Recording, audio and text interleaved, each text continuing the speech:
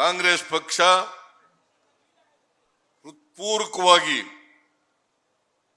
ಅವರಿಗೆ ಸ್ವಾಗತವನ್ನ ಬಯಸಿ ಆತ್ಮೀಯವಾಗಿ ಬರಮಾಡ್ಕೊಳ್ತಾ ಇದೆ ಅಂತಕ್ಕಂಥ ಮಾತುಗಳನ್ನ ಹೇಳಲಿಕ್ಕೆ ಬಯಸ್ತಾ ಇದ್ದೇನೆ.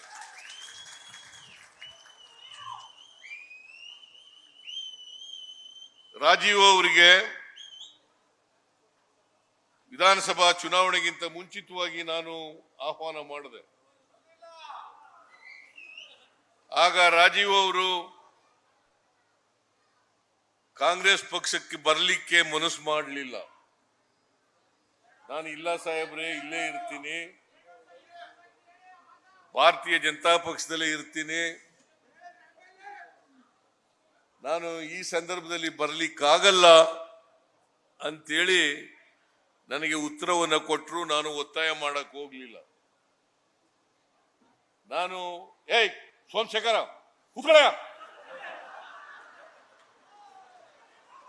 ಏನ್ ಮಧ್ಯ ನಿನ್ಗೇನ್ 2 ಸಾರಿ MLA ಆಗಿದ್ಯಾ, ನಿಂಗೆ ಗೊತ್ತಾಗಲ್ವಾ?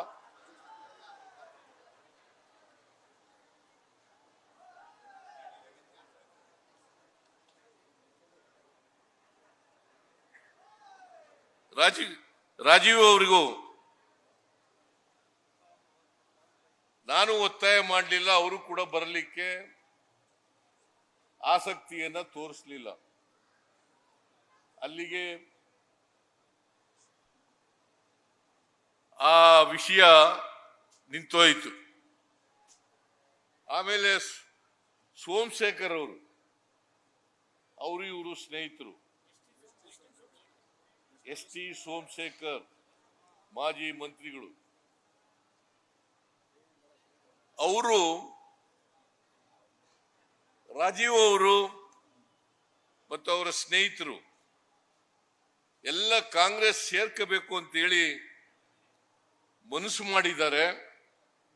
ಅವರನ್ನ ಸೇರಿಸ್ಕೋಬೇಕು ಅಂತೇಳಿ ನನ್ನಲ್ಲಿ ಮನವಿಯನ್ನ ಮಾಡಿದ್ರು. ನಾನು ಹೇಳಿದೆ, ಕಾಂಗ್ರೆಸ್ ಸಿದ್ಧಾಂತವನ್ನ ಒಪ್ಪಿ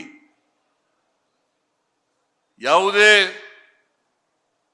ಪ್ರೀ ಕಂಡೀಷನ್ ಇಲ್ಲದೇನೆ ಕಾಂಗ್ರೆಸ್ ಪಕ್ಷವನ್ನ ಸೇರಿದ್ರೆ ಅವರೆಲ್ಲರಿಗೂ ಕೂಡ ಭವ್ಯವಾದಂತ ಸ್ವಾಗತವನ್ನ ಕಾಂಗ್ರೆಸ್ ಪಕ್ಷ ಕೊಡುತ್ತದೆ. ನ್ಯೂಸ್ ಫಸ್ಟ್, ನಿರ್ಭೀತಿಯಿಂದ ನಿಮ್ಮ ಪರವಾಗಿ.